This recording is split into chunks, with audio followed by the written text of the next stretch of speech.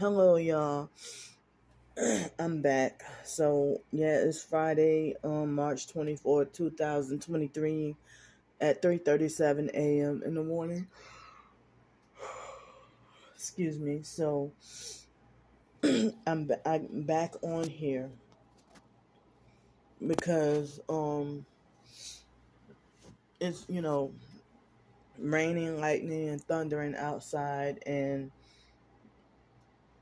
at first the loud commotion that I described, not from the weather, but excuse me, the loud car idling and passing by back and forth with the loud muffler or no muffler at all. I don't know. And then to hear the dog barking, the neighbor making whatever other noise. So I laid there, tried to go to sleep at 1:30, and it wasn't until after 1:30 that these neighbors right here, um, started with a little noise and everything, and then the loud car, like at 1:55 a.m., it was a loud car, passing by back and forth, whatever. So I heard lightning and thunder, and I tried to record the weather, and I put it both on TikTok and YouTube. So any video that I was to do, like, I was trying to put it out there, to try to seek help with, $400 for but now, since I had 25, I would have asked for like $375 from, if multiple people can pitch in and help me with about $375 to stay out of the weather and out of the cold and everything.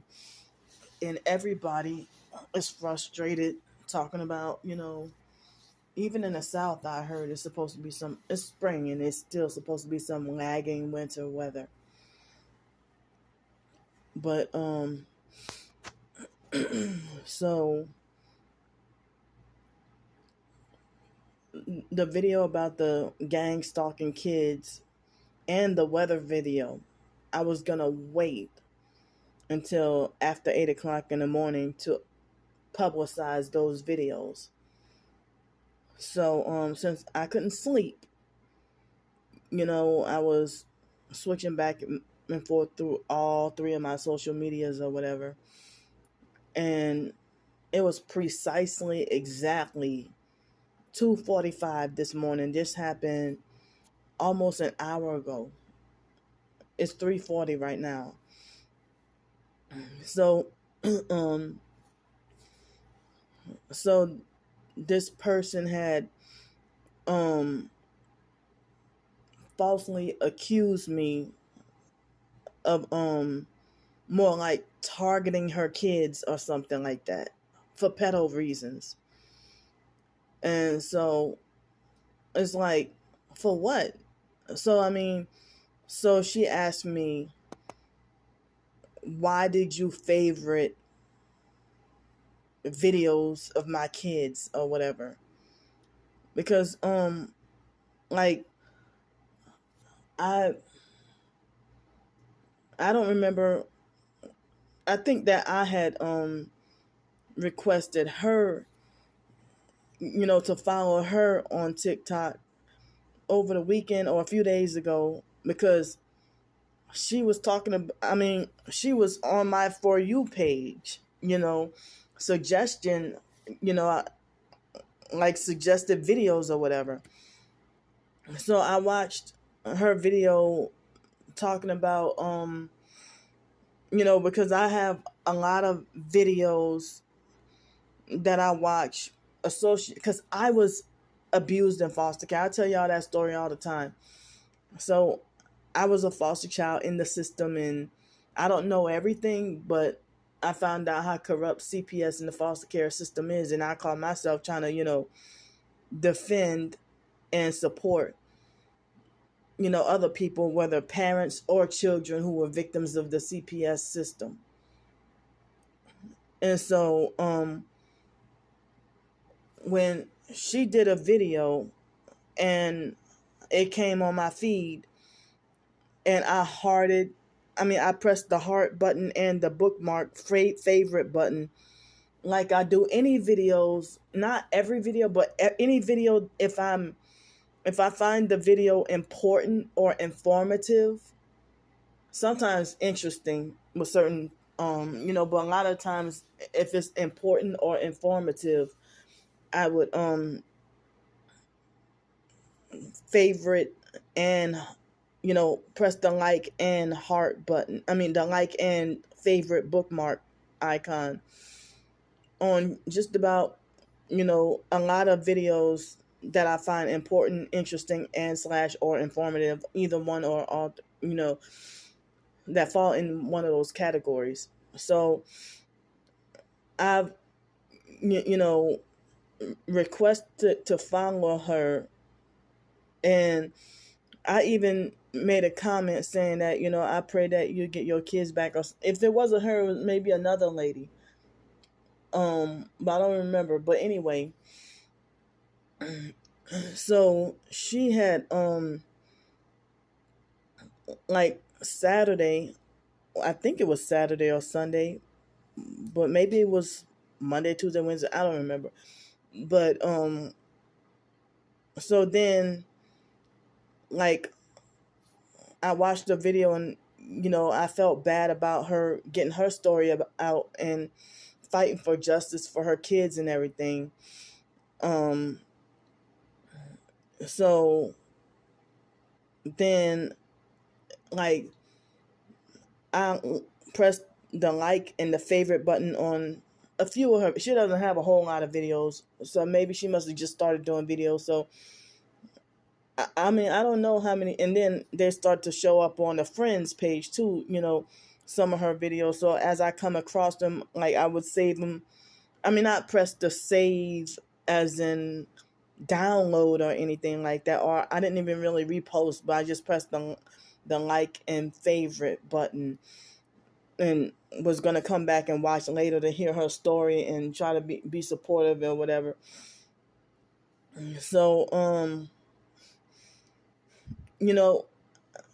people in general, I've pressed the like and favorite button on a lot of other people, whether adults, kids, babies, animals, whatever. And even on, Twitter or YouTube. I got 3 active YouTube channels currently.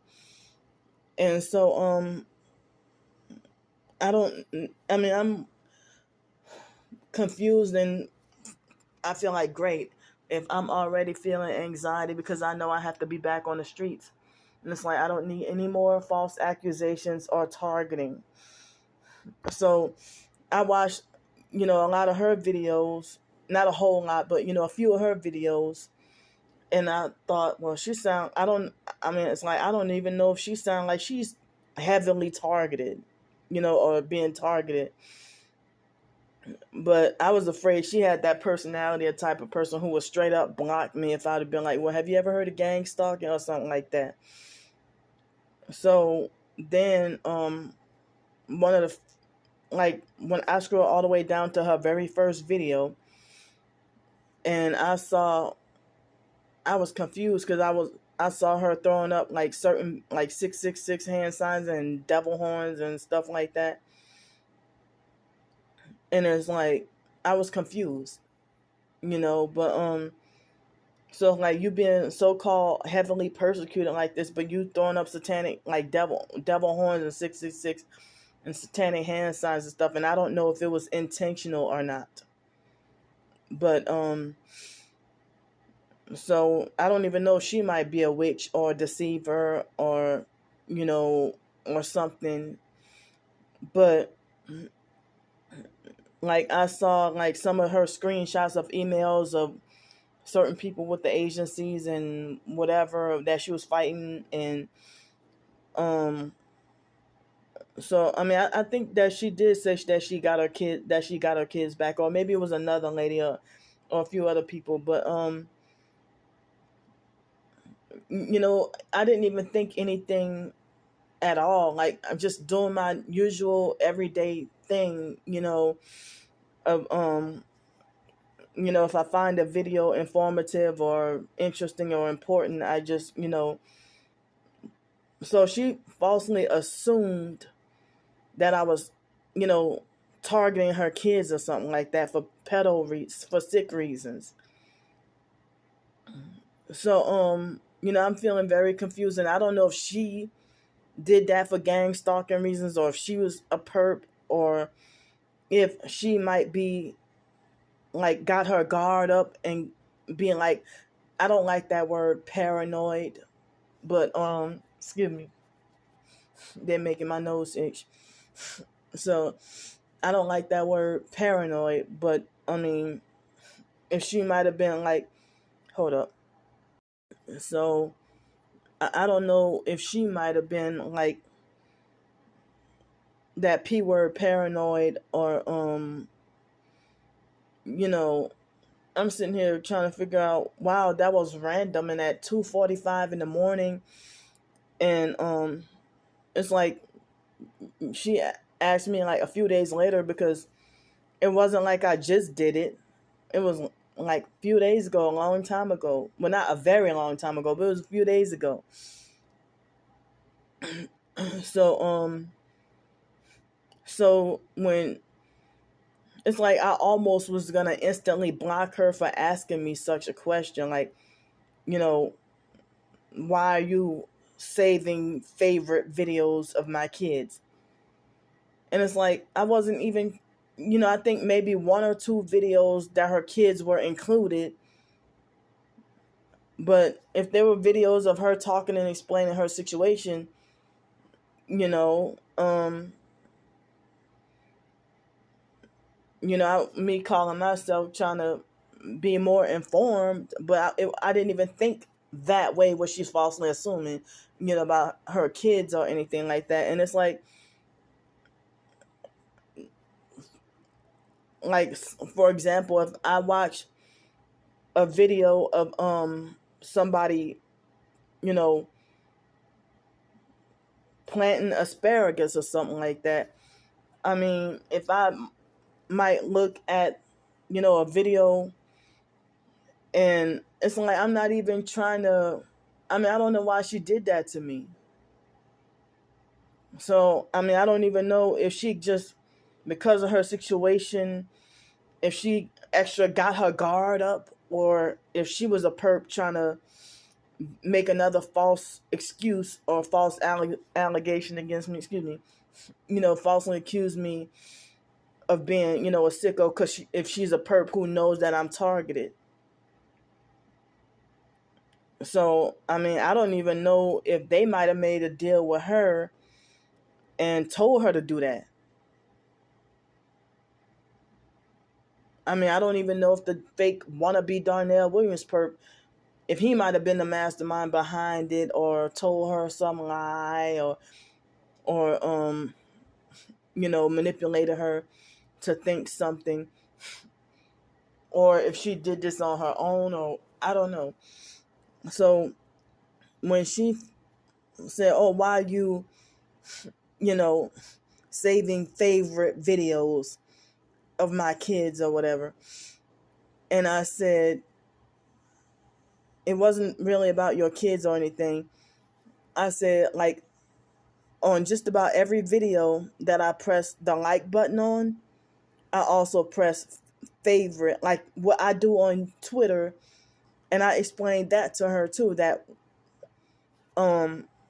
whatever, not every tweet, but whatever I find interesting, informative, or important, I would retweet it on Twitter, retweet and like press the retweet button and the heart button.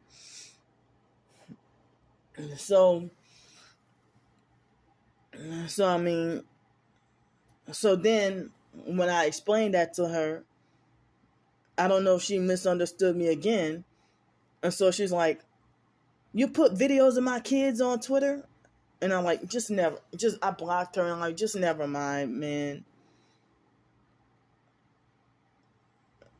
So, I mean, I got frustrated. I'm like, damn, my day was ruined before it can even start.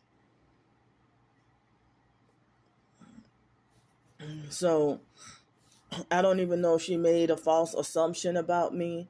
I mean, and it's like, I'm another woman. Like, what make you think that I would be a weirdo to do something? It's mainly men, but women too. But I mean, I feel bad that I'm a woman, and I mean, I'm a woman, and these constant false accusations made against me.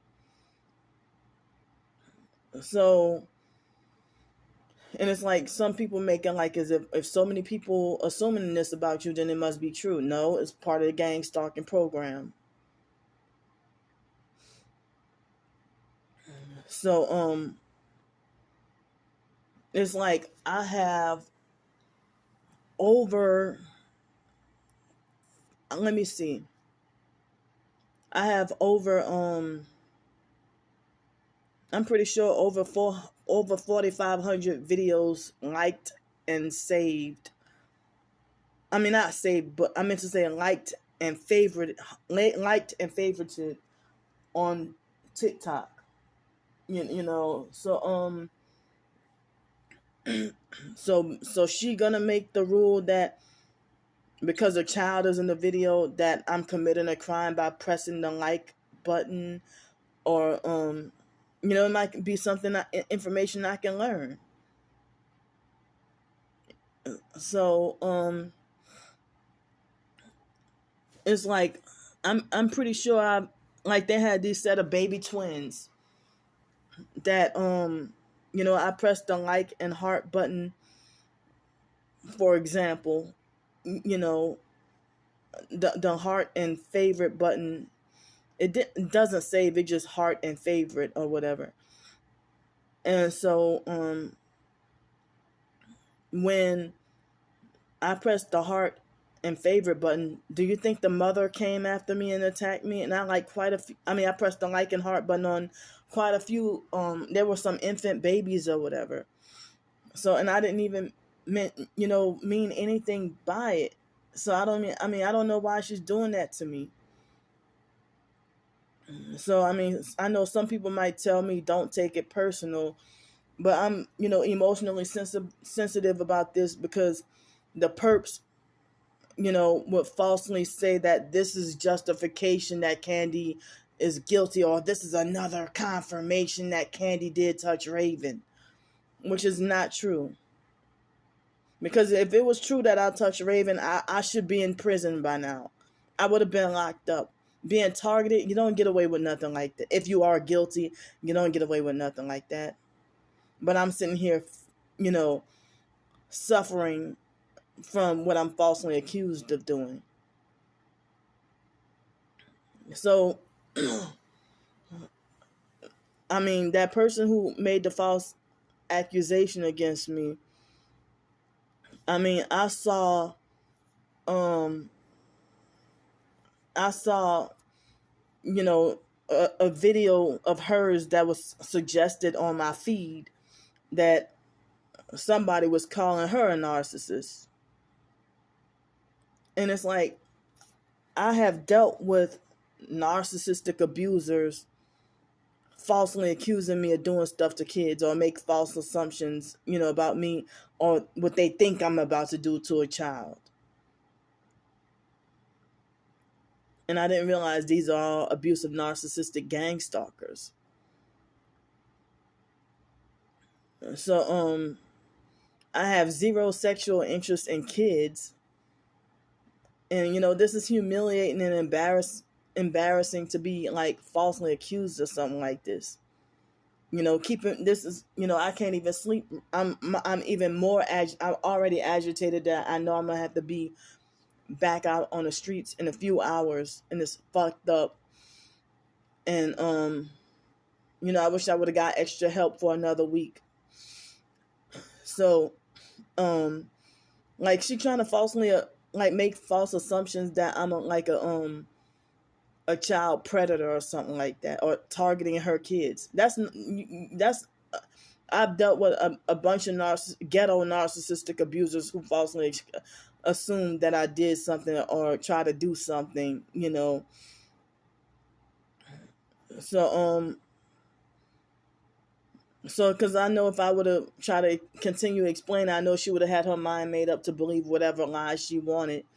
And I don't even know if she did screenshots and made like false accusation videos about me, after I blocked her, because I felt I just didn't want to go, back and forth, and she probably would have blocked me anyway.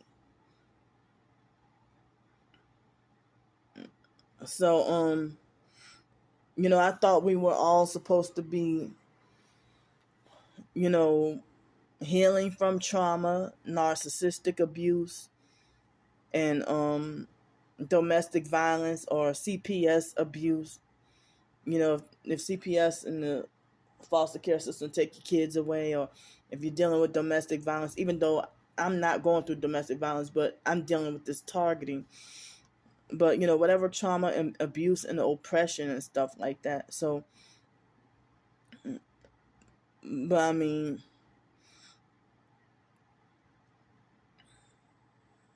and it's weird because this person is like, well, I'm just saying for description, she's light skinned with green eyes, and she looked like she had, I don't know if she was biracial, but she looked like the foster sister Joni and Joni's mom Cricket, as if Cricket had green eyes or mixed looking traits. But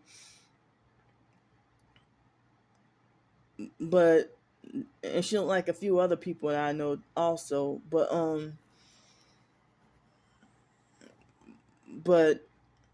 it's like why is my nose keep on, excuse me, I just had to blow my nose not long ago. But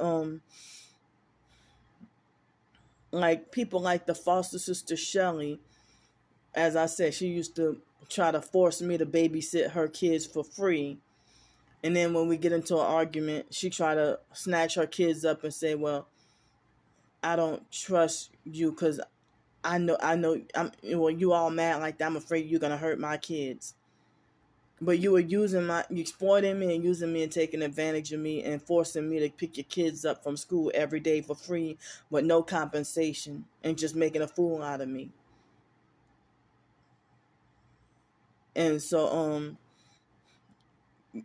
it's like one time when how old was I? I could have been like, I think I was how old was I in New Orleans Towers? I think I had just turned 20. And so this abusive, narcissistic, overt narc or malignant narc or whatever, named Kathy Ebanks from New Orleans Towers, she had a picture of her son. I didn't know that was her son, and he was a teenager, with full facial hair and stuff like that.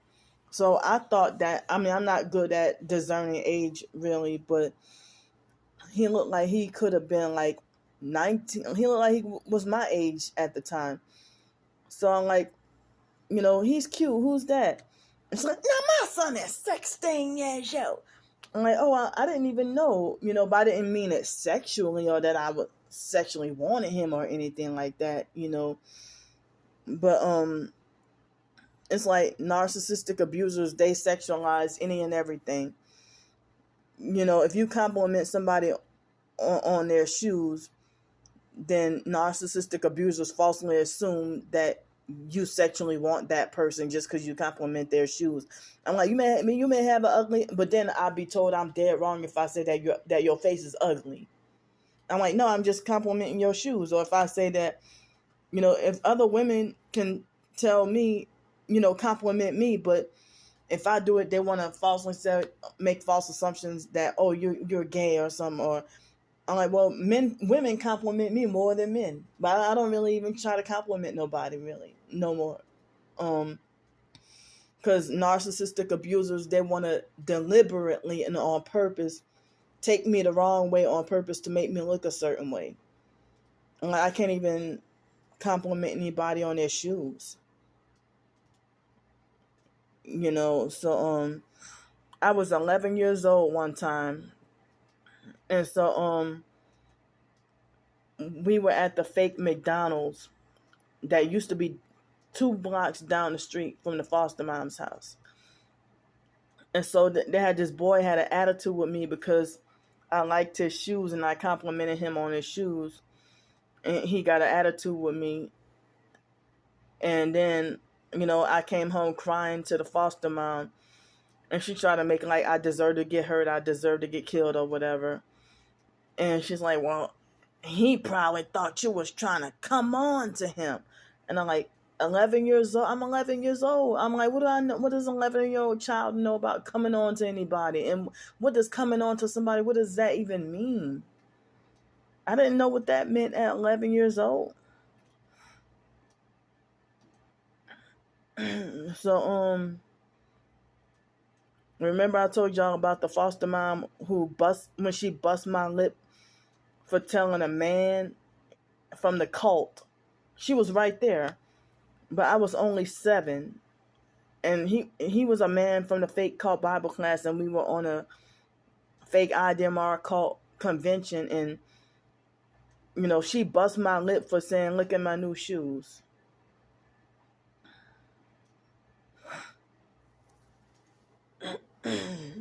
So it's like I really think that if they make these sexual false accusations against you to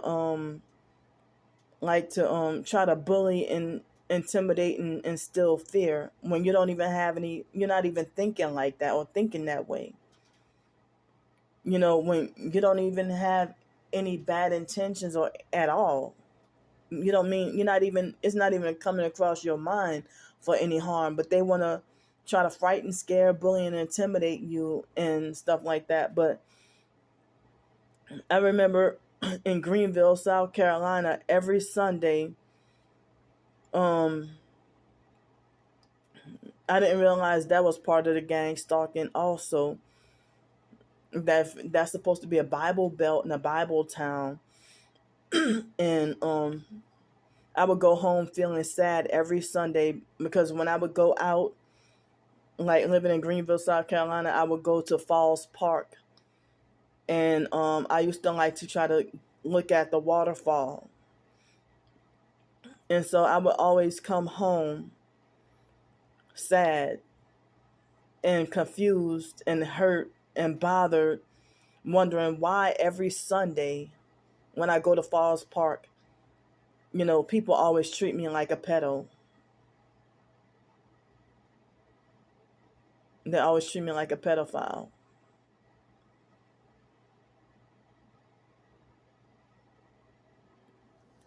Or they will see me and hurry up and grab the kids and then run off. They will see me and then grab their kids and then run off. I mean, I'm not even attracted to kids. Nowadays, after so much abuse, I'm not even attracted to people anymore, really. I think I'm going to start going back to being asexual or not being attracted to anybody at all. Because fuck people. People are so damn mean, and I don't care how cute you are, what your genetic features are. I mean, even if a person is drop dead gorgeous, it's not worth it to go through hell with somebody, even if they're attractive or have a whole bunch of money or anything like that. Because I remember when it was some years ago, I used to consider myself both atheist and asexual. But I'm not going to turn back atheist again. I'm going to still stick with Jesus Christ and be Christian. Even though I know I'm not the best Christian. But it's like, if Jesus knows my heart, if God knows my heart, and all these people who think that they know me more than God behind their false assumptions and mistakes. That was just random out of nowhere. I'll say that person that I pressed the like button on probably about I don't know, I'll say about maybe approximately maybe 10 of her videos, and maybe one or two of videos with her kids in it. But I mean, other people, if they might, I mean, they got this other person who's my subscriber. I mean, we're mutual followers on TikTok, and she has her son in a lot of her videos. And whether her son is in it or not, if I'm trying to, learn something about, you know, and this another woman who I sensed that I think she ignored me when I tried to tell her one time, but I'm like, God, it sounds like you going through heavy gang stalking. Like, cause she was, I mean, she was being like sabotaged by her landlord and forced to deal with mold and chemical sensitivities and stuff like that. And she has, from what I know, 2 kids, and she went through narcissistic abuse and domestic violence. And she said that she's being stalked by and forced to live in bad conditions, by her landlord and stuff like that. So she never once questioned me. Oh, why you liking videos with my children in it? Or other people have videos, and they have people, and it's like, I guess TikTok people love to flaunt, and I mean, some people have TikTok for different reasons. Like, I have my TikTok as an additional social media for as like for the same reasons that I have YouTube and Twitter, except that the videos are just way shorter. But I already told y'all my function on TikTok and YouTube and Twitter is to get news of the truth, true news,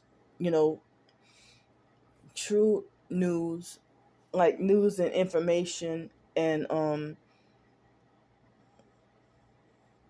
like the truth, trying to get the truth, and also to seek emotional support for my traumas and targeting, and to inform others about my traumas, past, present, and future, and my targeting, past, present, and future. And to seek financial help as well, and also to share my writings, whether it be short stories, ebooks, fiction, nonfiction, to share my writings and all that. And I can learn a whole lot from people. But I love to learn. I always loved, even as a child, I always loved to learn. I always loved to learn new things. So it's like the videos, I didn't even go to really watch the videos, or maybe I did, but I don't even recall actually watching her videos, because like even on YouTube, I might have my own playlist, and I press, I save a lot of videos I save for later. And then if I have like bored out of my mind, or then I can go back and look and scroll back at some videos that I saved to my playlist, and then go and just watch certain videos. But I'd be disappointed when the videos disappear or they're gone or something like that. But I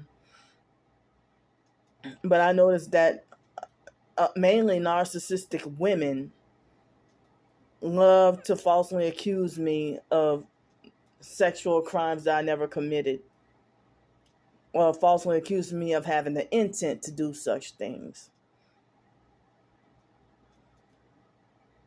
So and it's like, I can't compliment anybody on anything. Like, I can't even compliment a 6-month-old baby without people wanting to falsely assume it's sexual or you're sick in the head. But it's okay for everybody else. They call babies cute all day, every day. But what's so different about me? I don't understand.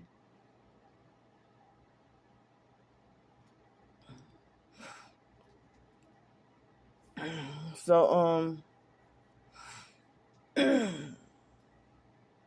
I'm sitting here looking at this dent in my forehead right by my pineal gland and wondering, how did it get there? I don't even know if it's the director energy weapons that got my face looking like this. But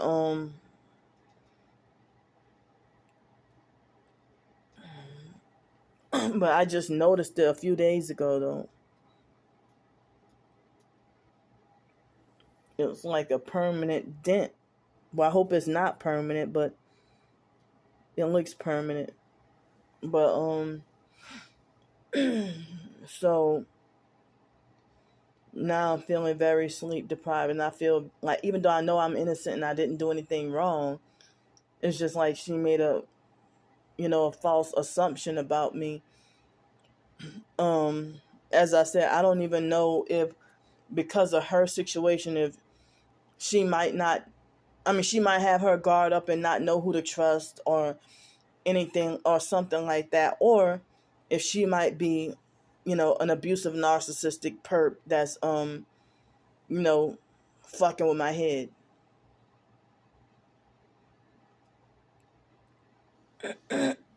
But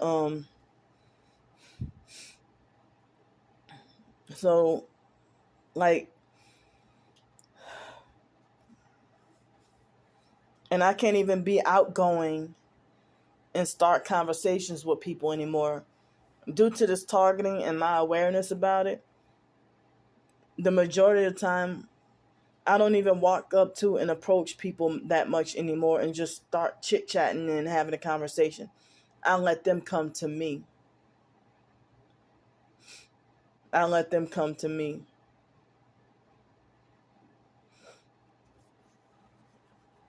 So it's like,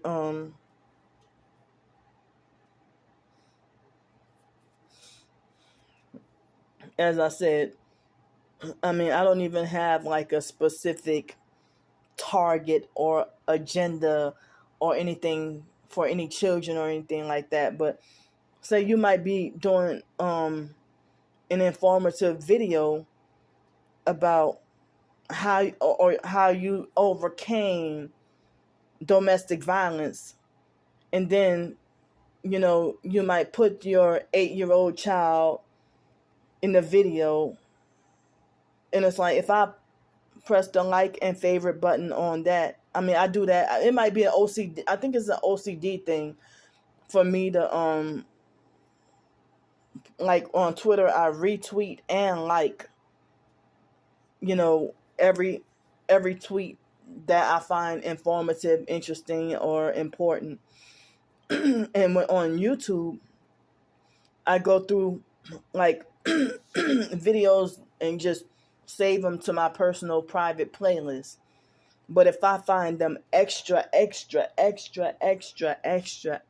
important, then I press the like button, watch later, and save it to my playlist, and try to, if even more so, then I try to download it as well and save it like for personal use. I'm like, oh, I hope they don't ever get rid of this video. So that's like with the abusive narcissistic so-called targeted individual. I don't know her name, but she I didn't know that, well, she had a Twitter and YouTube, and she was supposedly a former Navy vet and a supposed homeless TI living in her car and being terrorized and harassed. And then I didn't know that she didn't want her videos to be shared. So she got mad and did a fake follow-up video and had like a angry tantrum and narcissistic rage. And so later on, I apologized to her and I said I had no idea. I did not know. I did not know that you didn't want your videos shared. And so she said that she didn't want the videos shared because she didn't she said she didn't want her videos shared because she didn't want anybody who she knows to know that she was homeless, and she was supposedly homeless on the streets and driving around in a Mercedes, or was she narcissistically bragged about it being a high-end car. So I used to support and watch a lot of her videos. But the one video that I shared to Twitter, she went off on me. And then another person, I'm not going to say her name, said, "Oh yeah, that's exactly what a perp does." Well, I didn't know that you didn't want people to share your videos. But I saw that she hypocritically had the link to that exact same YouTube channel on in her Twitter profile.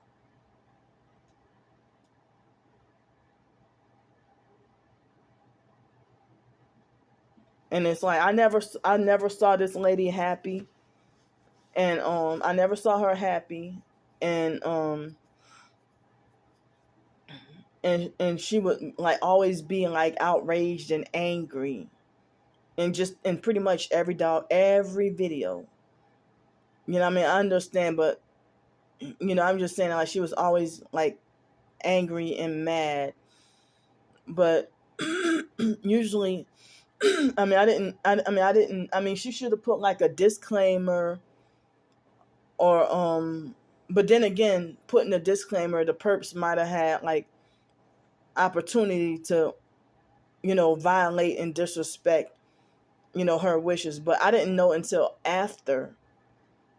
I didn't know until after she got mad. I didn't know.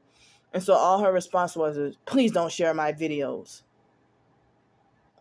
Like, and you can tell she was like, had a narcissistic, fake, over exaggerated, angry attitude, like trying to frighten and scare me.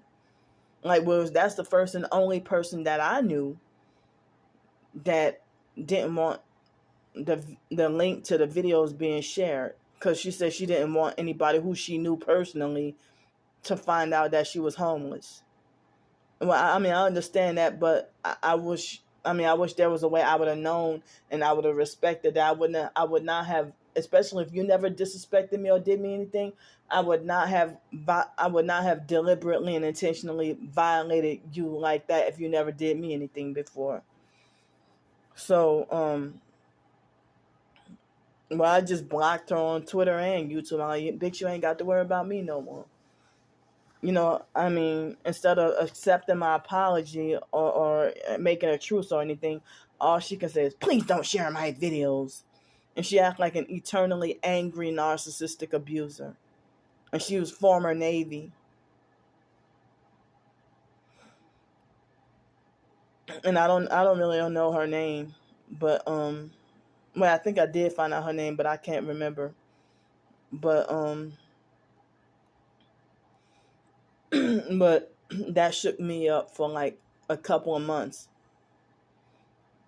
But you know, so I mean, other professed targeted individuals act like they get mad or angry or offended. But I tell people, like other professed targets, I tell them what triggers me or what bothers me or what hurts me and stuff like that, and they make it like as if I got them walking on eggshells.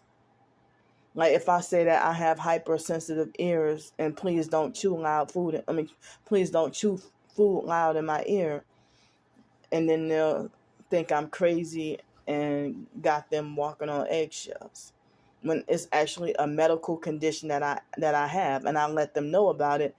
And then it's like, okay, if you do this 3 or 4 times after I told you, then you on some perp shit. But then they'll play it off like they keep forgetting. And when you ought to be well-mannered, and you're not supposed to be, eating in people's ear anyway. I was always taught it, grow up to be taught that it was bad manners to eat while talking on the phone, and even more so, whether on the phone or not, to smack food while you're eating. So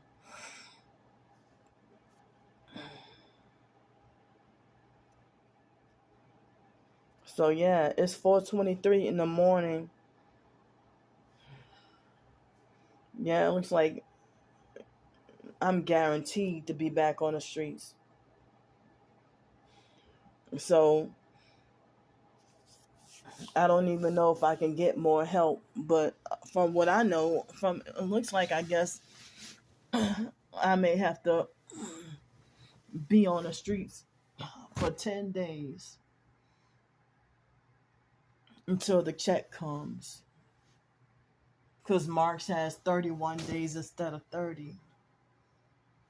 So be on the streets for 10 days and then struggling with struggling for money for food and bus fare, and struggling to get money for food and bus fare, and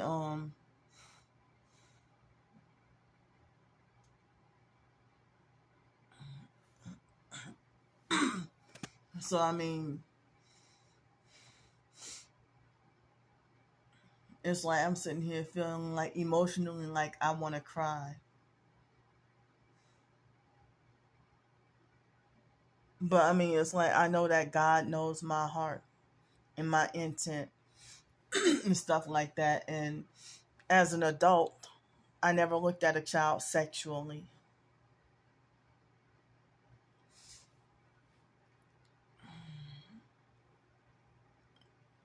So I'm gonna tell y'all this story. When I was going to my first university, and they had these kids that I met on Halloween of 2001. And then trick or treating. And I didn't know that, I mean, us being kept overly sheltered, and the foster mom didn't teach us anything. I didn't know until the next year, like I was 19 years old, and I dressed up. And I mean, people of all ages celebrate Halloween, but I didn't know Halloween was wicked and evil and satanic and worshiping the devil and all. Nowadays, I wouldn't touch Halloween with the 10-foot pole. So, if you wanted to invite me to a Halloween party, no, thank you. So, I didn't know any better. So, at 19 years old, I would call myself going trick or treating by myself, and I didn't know it was for kids. That trick or treating was because the foster mom never really taught us that once you get a certain age, that once you become an adult, don't, I mean, you can't trick, it's against the law, or you can't trick or treat or whatever. But I was 19 years old, my second year of college, and abusive narcissistic white lady got mad and outraged and threatened to call the police on me and said that I was breaking the law and that it was illegal for me to go trick-or-treating, that trick-or-treating was supposed to be for kids 12 and under. And I'm like, I had no idea. I didn't know. So I never went trick-or-treating after that. So,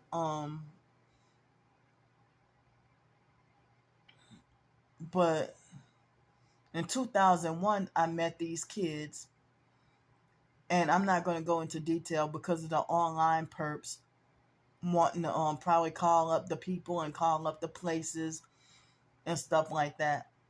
So I'm not going to go into too much detail. So I'm going to just try to keep it brief and not tell every minute little detail that happened. So these three kids, it was a white girl, a white boy, and a biracial mixed boy. And I was 18, and the boy was like 8 or 9, and the girl was 10, and the boy was like 11. The other boy was 11. And so I met them um, going to like when I was going to Nichols, and I met them trick or treating, and nobody said anything. I went trick or treating by myself, and it was a very active night out there. And so when I some kind of way got invited to one of the administrative people's off. The university was not UNO. It was a different university. I'm not going to say the name. And because I went to quite a few different colleges throughout my college life. So so I was invited to one of the administrative people's house, and I met them or whatever. And then next thing you know, um, from what I recall, the next summer, 2002, I saw those same kids at the swimming pool of the college, and we went swimming, and I'm like, hey, I remember y'all, or whatever. And so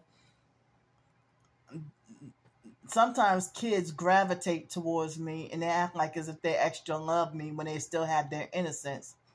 But then once they pop off and become a teenager, that's when they start being abusive, narcissistic, and perp-like, and a bully, and get very bossy and controlling, and treat me like just very disrespectful and abusive. And nobody stops them either. But then when I stand up to them, I get all the punishment. So these kids, they still had their innocence. And,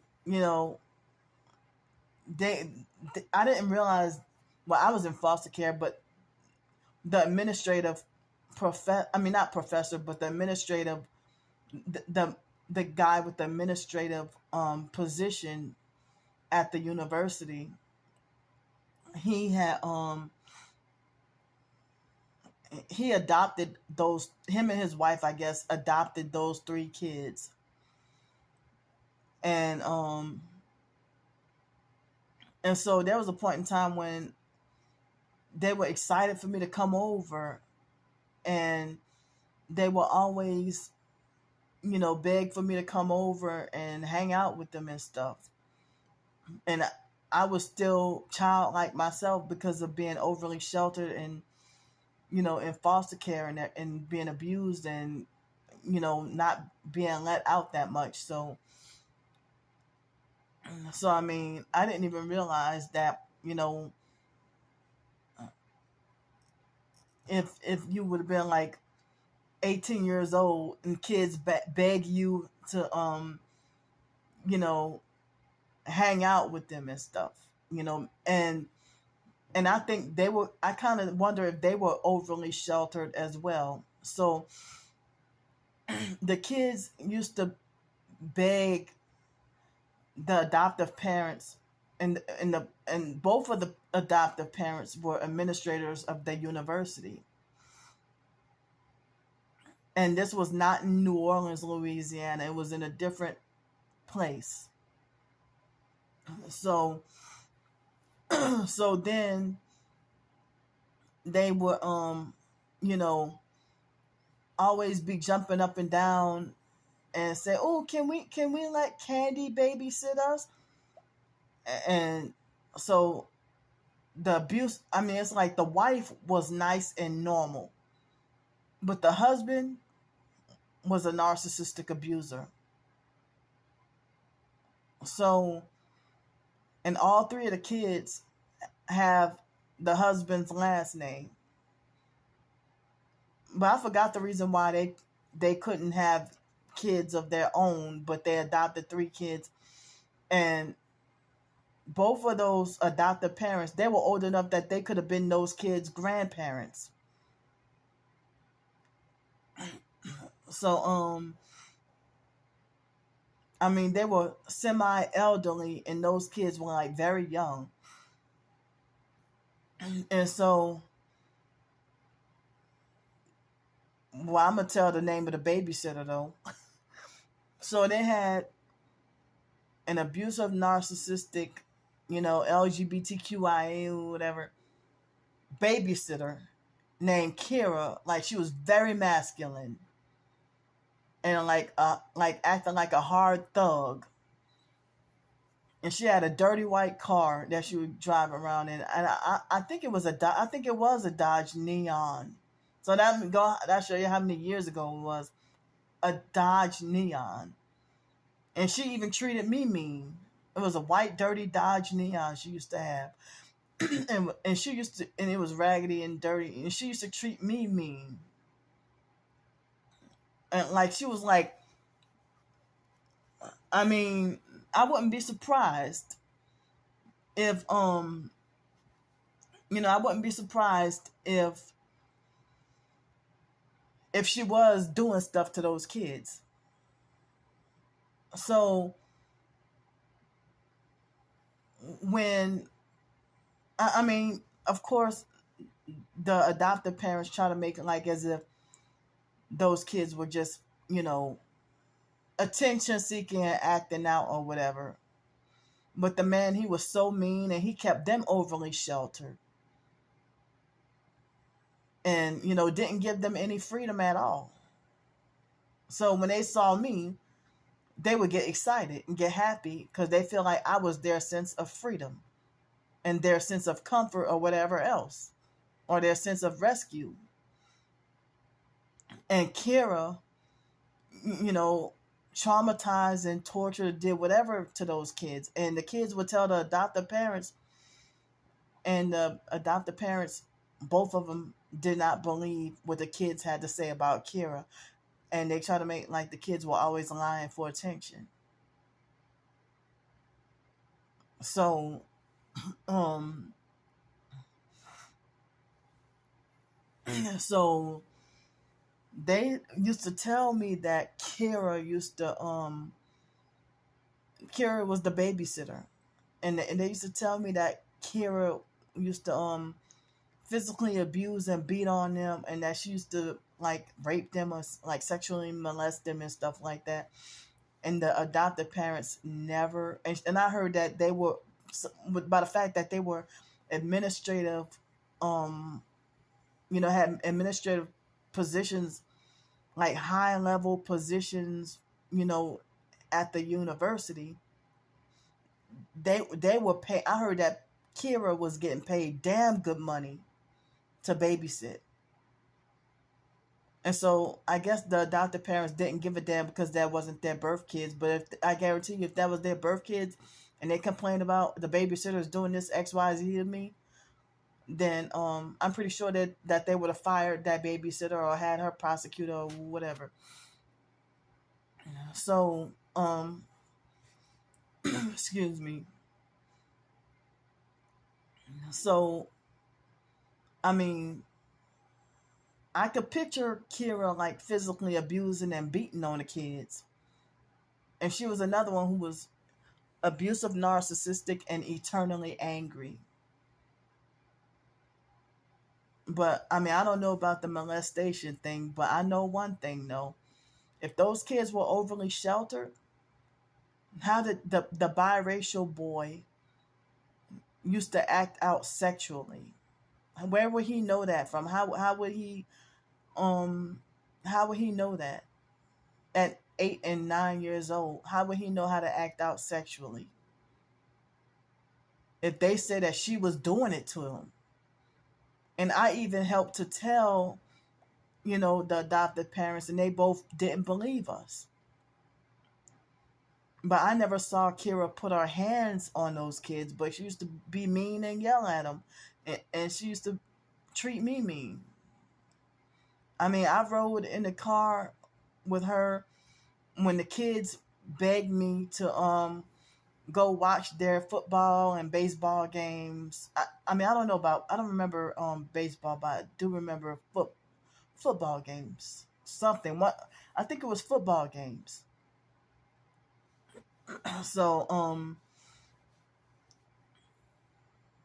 so then, and that was in 2001. So it's like, no, 2000, between 2001, and I don't think I saw them in 2003, because then some weird incident happened. I'm not even gonna go into detail. And I told the I felt more comfortable with the adoptive mother, because you know the adoptive dad was cruel like the foster mom and so I felt more comfortable with talking to the wife. And she just blew it off, like as if the the boy, when I told her about him acting out sexually and stuff like that, and I told her about him, you know, about them telling the stories, about the babysitter. And so she just blew it off and didn't take it seriously. And she made it like the as if the boy was just delusional, or as if all three of the kids were just delusional, and just mad because they couldn't do what they wanted to do. But Kira was actually bullying those kids, and bullying and treating, as I said, treating me mean too. And so then in 2005, before Hurricane Katrina, the first car I rented, I went to take a tour of the old college. And then I went to take a tour of the old college. And then I went to go and visit them because they live not far. And then when I asked, I mean, the man, I mean, I don't know what a wife was, or I don't remember whether or not she was there, but the man was there, the husband, and the two white kids were there, and we spent the afternoon. And I mean, and by that time, I think they were a bit older and taller than me now, and so I spent like a couple of hours hanging out with them and talking to them, and haven't seen them in a long time. And then when I asked about the other boy, where he was, and then the man got mad and kicked me out and forced me to leave, and I left confused and wondering what I did wrong. Like, you sat there and let me come to your house and hang with the kids and talk to them or whatever. We stood outside and talked for a couple of hours. And then the moment I asked, like, well, hey, where's the other boy? I'm not going to mention his name. And so then the adopted dad got mad and kicked me out and forced me to leave their house. And I left all like confused and wondering, what did I do or say wrong? So I was very confused, and still to this day confused. So then, come to find out, I found out that the biracial boy, that he got into a whole bunch of, like, off and on throughout the years, got into a whole bunch of trouble with the law, like from stealing or whatever other crime, like,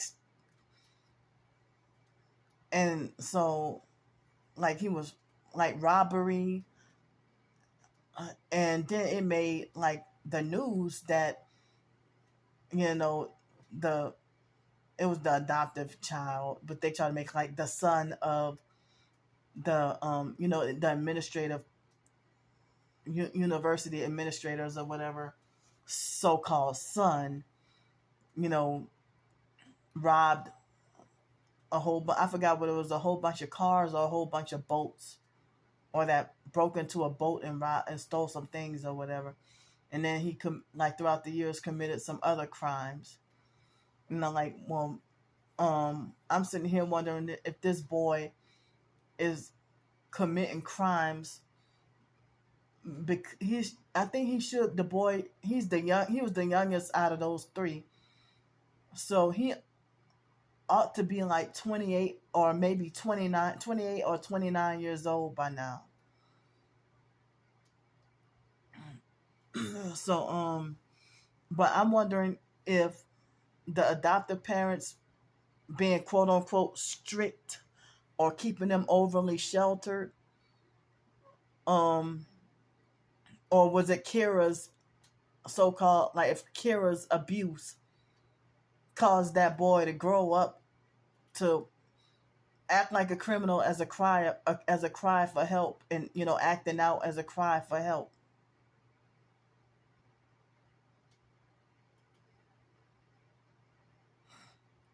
But the boy always been quote unquote bad as fuck. But he was bad as fuck, but he used to love me though. All three of them used to love me, but the oldest boy, he used to be like quiet and shy, and he was the most quiet one. But the girl and the younger boy, they were more talkative. But like the adoptive dad was abusive and narcissistic enough that he would like punish them for doing nothing wrong. If they didn't do anything wrong, but he wanted to punish them and get mad at them for whatever so-called fake reason or whatever. So I mean, I don't even know if him kicking me out like that has something to do with the gang stalking, or if he might have been an abusive narcissistic perp too. So they never saw or heard from me again. But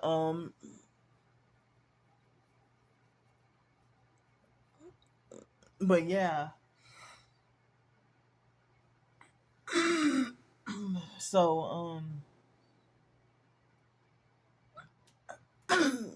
but it's like I don't even be meaning any harm to anybody or anything like that. I mean, as I said, I wasn't gonna name. Well, the children. They're all adults now, like in their late 20s, early 30s. They got kids of their own. Well, I don't know if the younger one, but the girl, I know she has at least a daughter, but they have kids. But there were kids when the situation happened, so I'm not gonna mention their names. And then, as I said, I don't want the online perps to if I mention the positions of the jobs plus the university or their names of the so-called adoptive parents, then I don't want the online gang stalkers to call up the university and show them my videos and twist things and lie and manipulate and try to get me in some more trouble. So that's why I didn't go into detail. I mean, I don't know. I mean, let's see.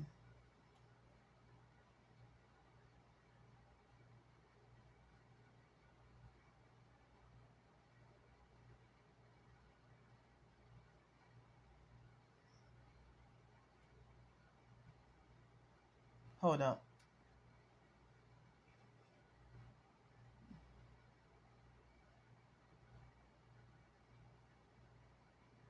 If I include Costa Rica, Then that was 5 universities total that I was enrolled in or attended. But other than that, I attended 4 universities or enrolled in four different universities, not simultaneously, but throughout the years, from 2001 all the way through 2006. No, um, UNT.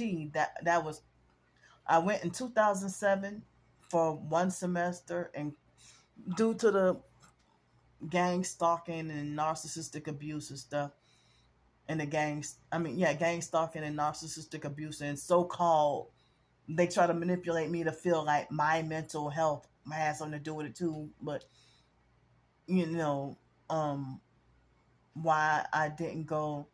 Why I only went in the fall, and I think I completed the fall of 2007. But then again, I went again in 2010, spring 2010, and I think I was forced to withdraw all of my classes, and then went into such a deep depression that I nearly died from not eating. And I also almost lost all of my teeth.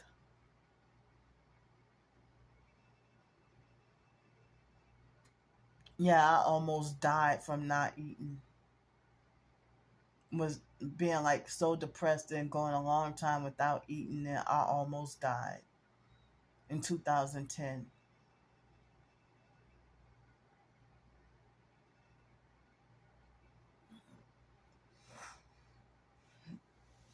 So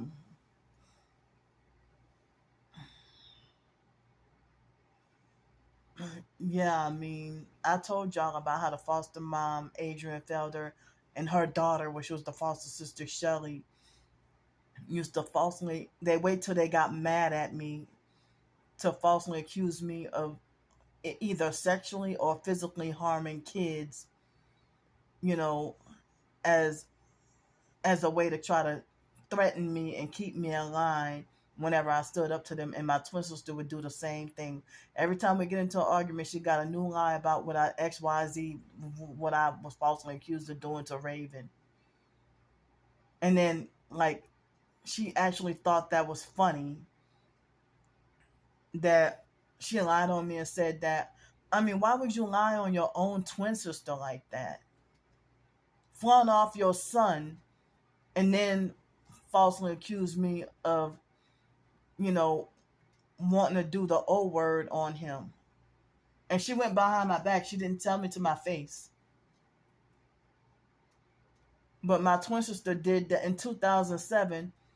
She was hiding Raven from me, but flaunting off Ivan. And, you know, and then when I asked, well, where's Raven? She tried to be like, oh, Raven's asleep or whatever. But the moment I asked, oh, where, and this is my own twin sister. The moment I said, where's Raven? Then she kicked me out and played all kinds of games and set me up to miss the fucking Greyhound bus. And was blackmailing and threatening me and stuff like that. And then in 2010, I saw my twin sister. She was living in Stone Mountain, Georgia. And you would have thought she was being persecuted and perped really bad by neighbors and everything like that. And then everybody was shocked that she neglected and ignored her own kids, but she idolized and worshipped this boy just because he was light-skinned and biracial and mixed with black and Brazilian with green eyes. That boy Nehemiah.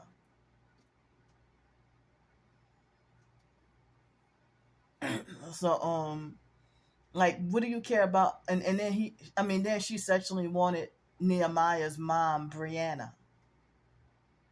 And Brianna, I think, wasn't too far off from a teenager, or was she a teenager?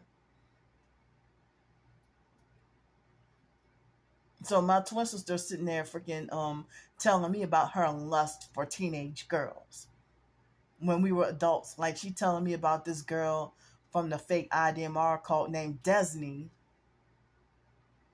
And I like, you, the girl 15 years old, and you talking, actually talking, you know, sexual about her.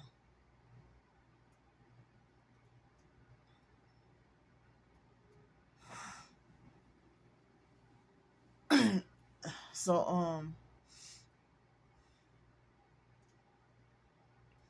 now I'm like, wow, we're in our 20s and you talking that kind of talk about a 15-year-old girl. And we were 19 or 20 years old, and they had my twin sister had this neighbor named LT and a wife named Pat. And Miss Pat used to have seizures. And my twin sister made it like she didn't trust me to babysit, but she would try to say something about that Miss Pat would have seizures and then pull knives on people during the seizure episode. And I'm like, this is who you trust to watch your damn kids?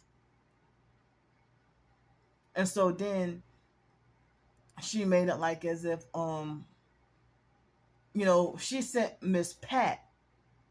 No, actually Dwayne had called me up and made the false accusation about me doing the M word to Raven. And then Miss Pat tried to talk about, oh yeah, y'all need to get security cameras.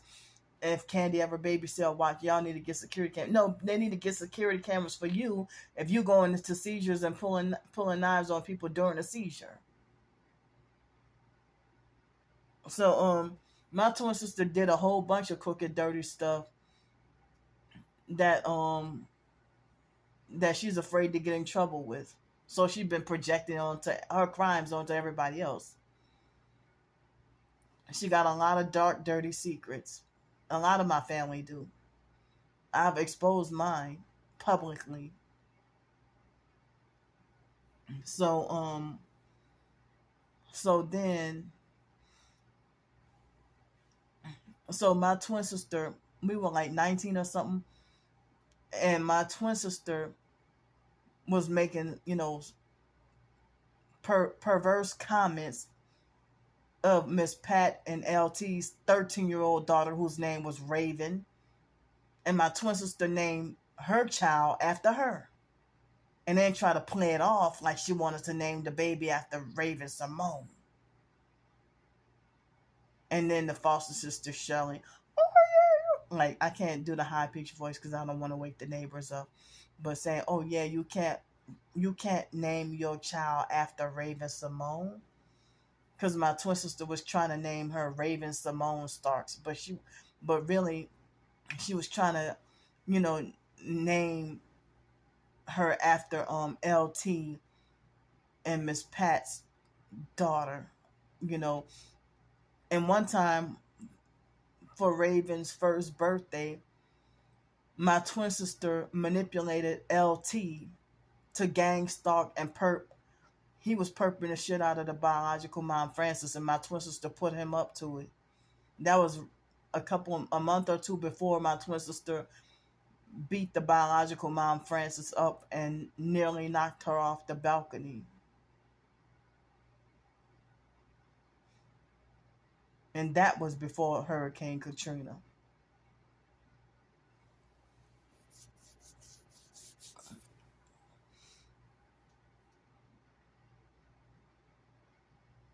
And so, how, if my twin sister lied on me and falsely accused me of doing that to Raven, how was it February and March? Like, if this happened, like, for Christmas 2004, how was I going to there was a point in time I was taking martial arts, and like, even before I got my car, before I went to Costa Rica, everything. I was going by my twin sister's house just about every day. Even when I came back from Costa Rica, went to her house, even despite her taking advantage of my money and stuff. So it's like, because I remember Hurricane Cindy, and the car was swaying side to side, and I didn't realize it was too dangerous to drive and that there was a hurricane or whatever. I'm like, wait a minute, didn't they have the same Hurricane Cindy when we were in Costa Rica and they followed us from Costa Rica all the way to New Orleans? Whoa, in 2005, then they had Hurricane Dennis that they thought was going to wipe us all out. And it was predicted before Katrina happened. And then Katrina was that big devil. But it got more attention than I heard they had Hurricane Wilma and another hurricane in western Louisiana that didn't get nearly as much attention as Katrina. No, Hurricane Katrina, Rita, and Wilma. Those were the three main devil bitch hurricanes that year.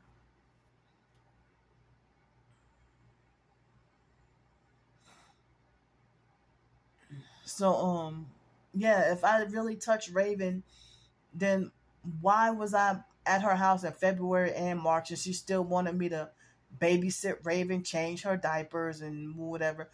But as I said, I would come to my twin sister's house because they were still at the apartments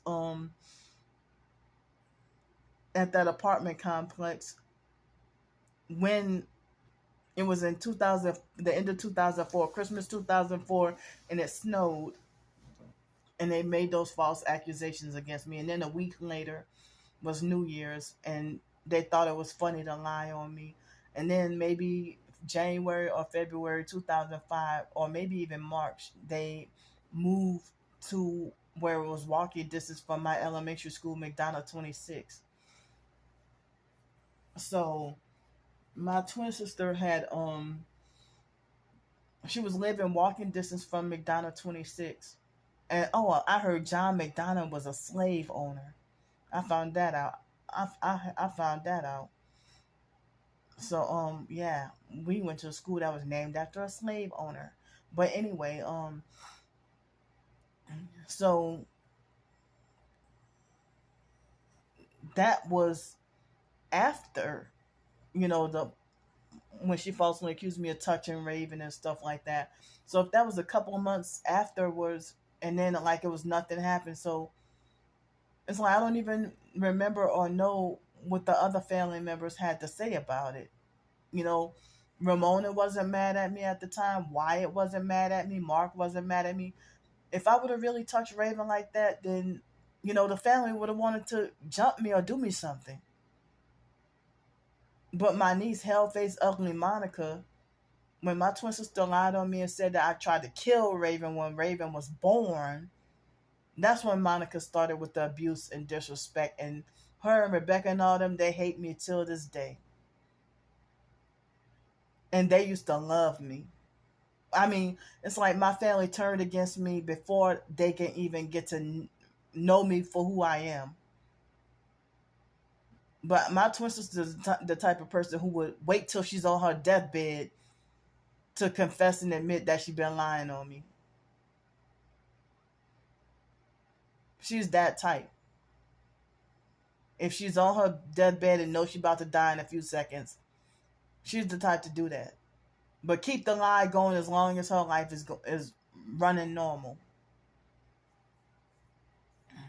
So I'm sitting here being, persecuted and hated by the family, falsely accused of being called crazy. I mean, falsely accused of being crazy. I meant to say, it's not fair at all. So it's 5:01 a.m. in the morning, and I have my alarm clock set for 8 o'clock. And so I was getting sleep every night here. Some nights I got way more sleep than others, but this is the first night that I got absolutely no sleep at all. No sleep at all. You know, so I mean, and see, with that lady making that false accusation against me like that, or that false assumption, I'm like, this is the reason why I can't do caregiving with children or elderly or disabled.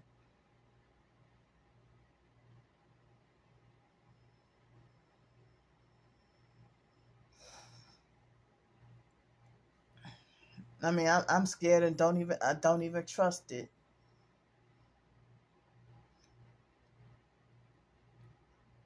If it, like, if I might be falsely accused of doing the M word to a child, or I might be falsely accused of stealing an elderly person's money or something, or possessions or something like that. I don't even trust it. Or a disabled person's, possessions or something like that.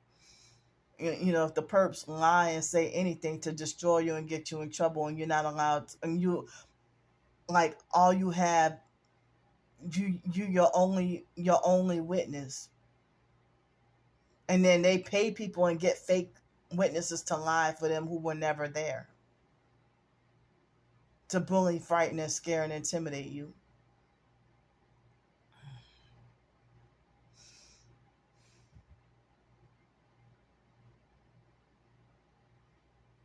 So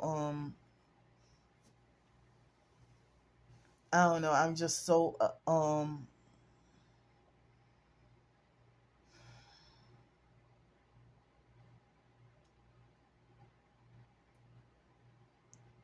so I mean, I wish people would hear my cries, and people don't even care, who claim to be suffering the gang stalking as well. And then they also, they talk about how they want their cries to be heard, but they ain't listening to me.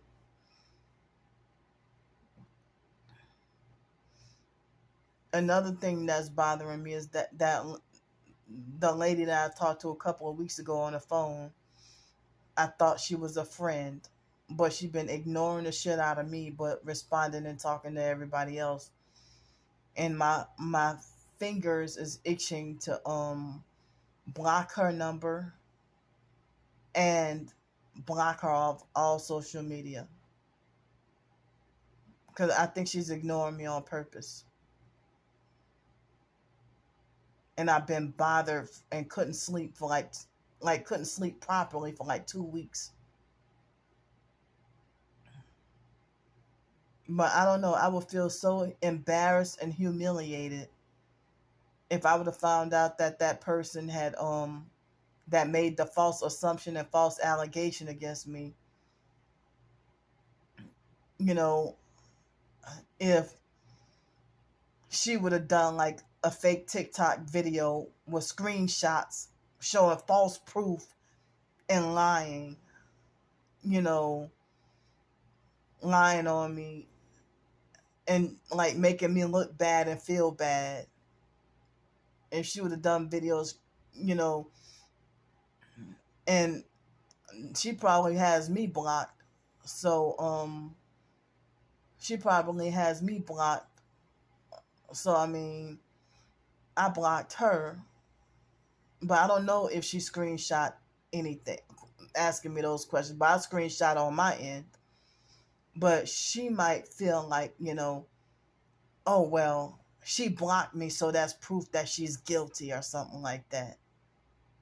Who the hell gonna sit there and argue online at 3 o'clock, close to 3 o'clock in the morning?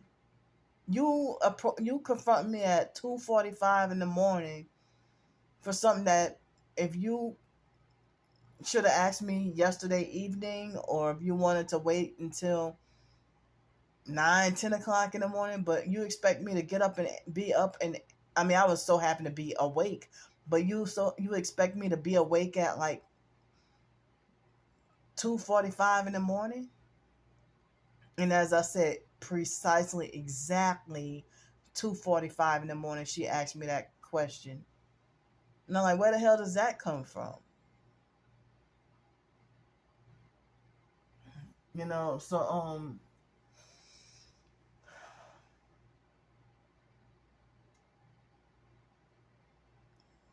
and from what I can remember, I think that's the first time somebody online um falsely accused me of you know intentionally like trying to be a predator towards their kids or something like that. First time I can remember in my life that a stranger from online would make a false accusation or assumption about. I mean, I don't even know if she got her guard up and is extra paranoid and don't know who to trust, and think that anybody, especially I guess if somebody's a new follower or something like that. But the majority of the videos that I pressed the like button on, I wanted to, hear more of her story and her situation and try to be supportive. Because, I'm, press the like button on a lot of videos. And it's like the majority of the videos were videos of her by herself talking about, you know, the oppression she's going through with the CPS system. But it's like I don't even know if she's fake and playing both sides, because as I said, the the very first video she posted, like towards the end of the video, she was throwing up um demonic hand signs and stuff, like satanic hand signs. And so two people, I had to block them because they were like, one girl had a video of herself posing with devil horns. And she was a very nice person, but I felt bad to have to block her. So, and then they had this other lady who professed to be a targeted individual. And she sits in her car and does a lot of videos. And she talks about God like she's a professed Christian. But it seems like she do like subtle 666 and devil horns, hand signs. And I don't know if they're intentional or not. But got me confused the way she talked about God and talk about how she's a Christian and everything like that. So it's 5:10 in the morning. You know,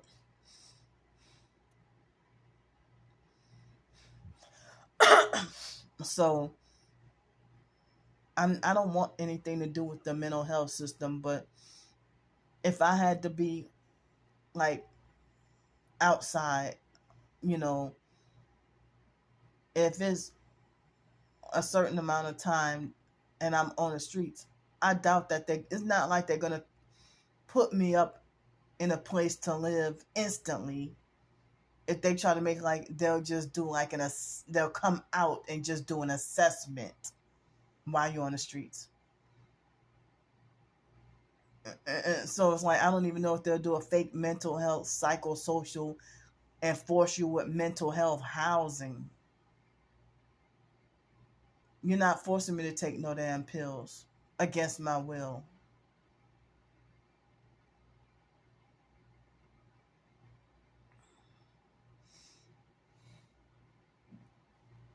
So yeah, that person on TikTok that made that false accusation against me.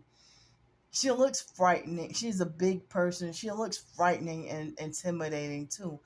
And I guess her eyes being the color that they are make her look even meaner. Should make her look even more mean. But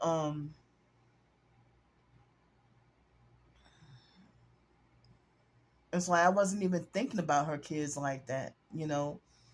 But the majority of the video, I followed her for to support her about the her struggles with the CPS and foster care system. Like basically, I guess they took her kids away, and she was fighting to get them back and stuff. So I'm sitting here feeling an emotional depression and even more heightened anxiety and can't sleep because she did that to me. I probably would have dozed off and been asleep by now. And they're frying my toes at this moment with the direct energy weapons.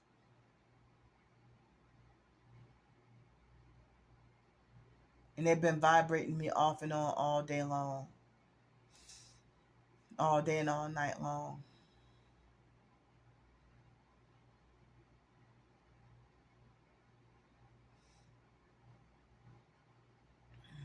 So yeah, I know. I mean, on Twitter that never happened, on YouTube that never happened, on Facebook that never happened, on Instagram that never happened, on whatever other online social media or whatever. But yeah, that was wild that she did that to me. So I'm sitting here feeling anxiety about having to go back on the streets with very little money. And as I said, they do not help you here they do not help you in Cincinnati. I've maybe like out of all those times, 3 times I had somebody generous enough that the most that they would donate when I panhandle on the streets is $5. But a time or two somebody donated me maybe $1 or $2, but it's exhausting. It's exhausting.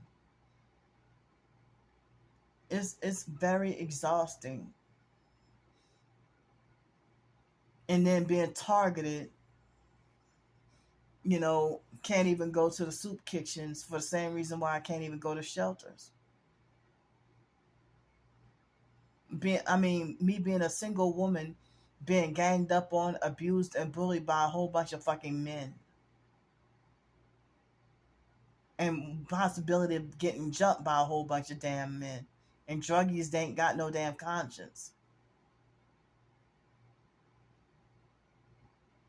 They might eat me like a doggone pack of wolves, devour me like a pack of wolves, all because I say don't cough on me.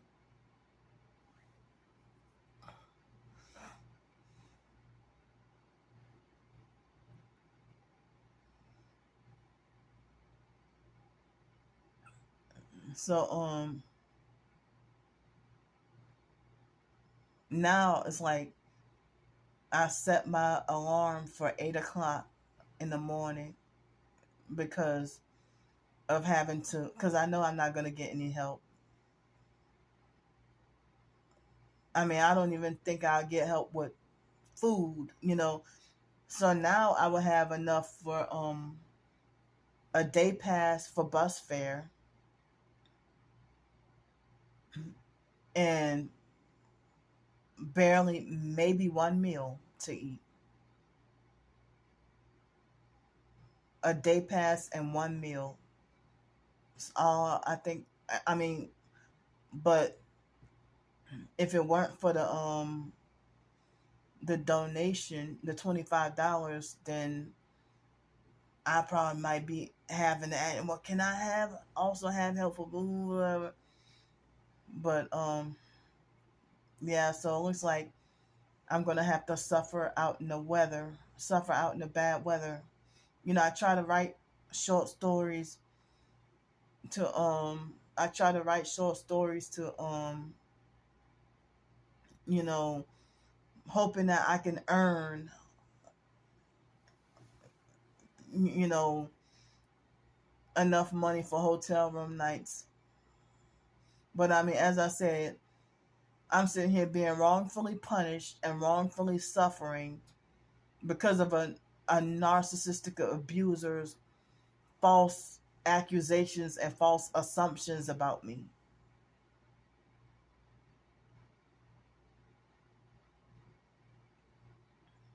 And take my intents the wrong way. Take my intentions the wrong way. So and I heard that throughout the years They had people who frowned upon the idea of parents who put pictures or videos of their kids on social media. But, you know, I never really even had an issue until just with that person, what she did. And I'm confused and upset now and everything, But as I said, I hope she didn't be trying to make false smear campaigns and telling everybody watch out for me and all that. And so I just got mad and unfollowed and blocked quite a bit of people.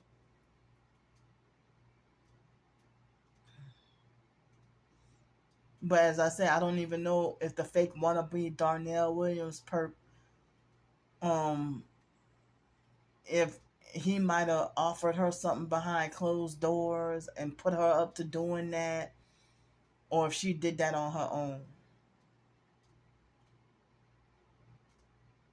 That was just random. I'm not even thinking about her doggone kids. I don't even know her or her kids. I'm sitting there, like as I'm sitting here like on YouTube scrolling up what videos that I might want to watch later, and or same thing on TikTok. If if I don't find it interesting, I just keep scrolling. Or same thing with Twitter. If I'm you know don't find a tweet interesting to me or informative, I just keep scrolling. But if I find something that's important, then I retweet, plus also press the heart button on Twitter or like anybody. But when I said that I do that for all of my posts on I said all of my posts on I'm meant to say like all of the posts that I press the like button on, I usually press the favorite button as well. So when I told her that, accused me she falsely assumed that I put video her that I share her videos of her kids to Twitter, and that wasn't what I was trying to tell her at all.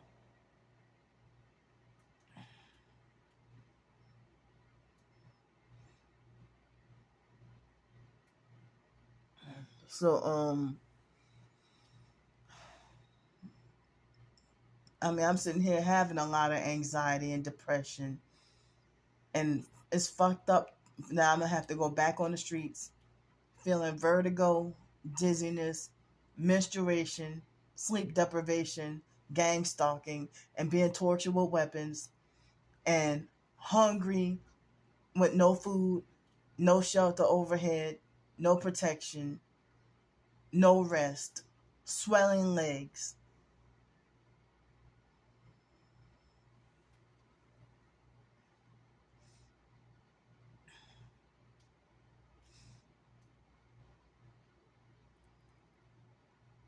So I don't know. Just so I still have, you know,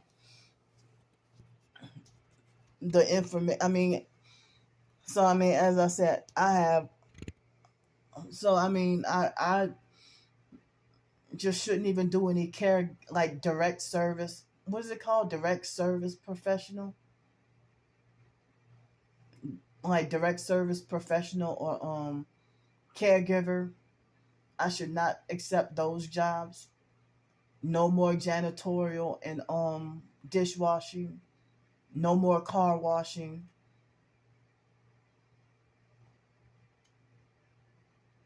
But I can't do jobs like retail and stuff because they blast super loud music and my hypersensitive ears can't do it. I can't work at a grocery store because of the loud music. Can't work at a cell phone store or at work at the mall or nothing because of the loud music. Loud music everywhere. I needed to be quiet like this in order for me to work and I need to not be agitated or angry or pissed off or sleep deprived in order to be able, in order to be able to function properly on the job.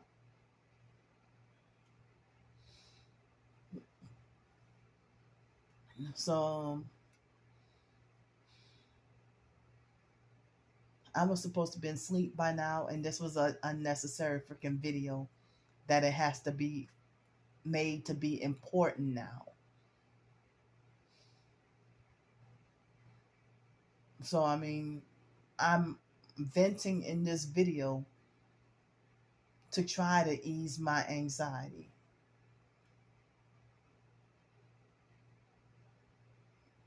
So I don't even know if she might do a smear campaign video about me, and then people might be doing stitches and duets defending and agreeing with her lies and everything.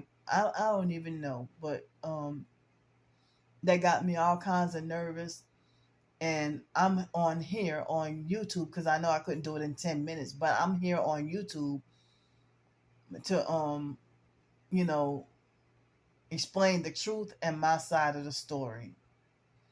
So I need any and all the help that I can get with food, bus fare, hotel room, you know. Well, I just got the laundry done, you know. I already told y'all about that. So I need help with food, bus fare, and food, bus fare, and extra hotel room if possible. I mean, this is so frightening, so scary to be forced to be punished and blocked from making a living because of people's false assumptions about you or false accusations against you. So I'm gonna go for now, and oh, and before I do go though, and somebody throw up devil horns, satanic hand signs like this, like if they throw up 666 hand sign, or if they throw up this devil horn hand sign, or I heard that even the peace sign is especially when you do it like this, um those are like satanic. So if you do your hands like this, you a deceiver. You a deceiver. So I mean, even all three of them. But some people might be mindlessly copying their favorite celebrities, throwing it in their face. But they got a lot of people in your neighborhoods that's Masonic and satanic sellouts. They can talk about Jesus and God all day, but they're serving a different Jesus, a different spirit. And I don't even be throwing up those hand signs in my videos. I don't even be throwing up those kinds of hand signs in my videos. So I did that for demonstration to show y'all. But they. I mean, I never seen some people using so many hand signs, unnecessarily, and then they do the satanic emojis as well. So I need to stop. I mean, I never been one to talk with my hands or communicate with my hands much really anyway, unless I'm, pointing like that. Um but some people say even the peace sign is satanic. So I don't even throw up the peace sign, but I don't do the west side like the Tupac hand sign. I don't even know how to formulate my fingers to do that. The west side gang signs or whatever, um but when I get mad, I stick my middle finger up at the perps.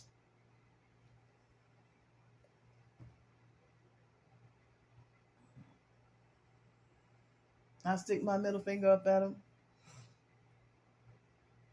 So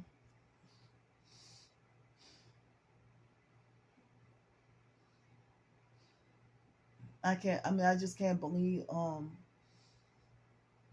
you know And I really hate this phone because I think this phone is connected to artificial intelligence. And so I mean, I would hate for YouTube to try to it look like as if this phone would try to capture even if I'm doing like this and don't even realize, like, unintentionally, I'm not even trying to cover one eye or whatever, but YouTube will capture that, me doing it unintentionally. And I'm like, they're doing this on purpose. So but I'm feeling like my anxiety is really high, that it's a struggle to survive, and people treat me like it's a burden to ask for help when I've been showing y'all the job rejections or being ignored and stuff like that. And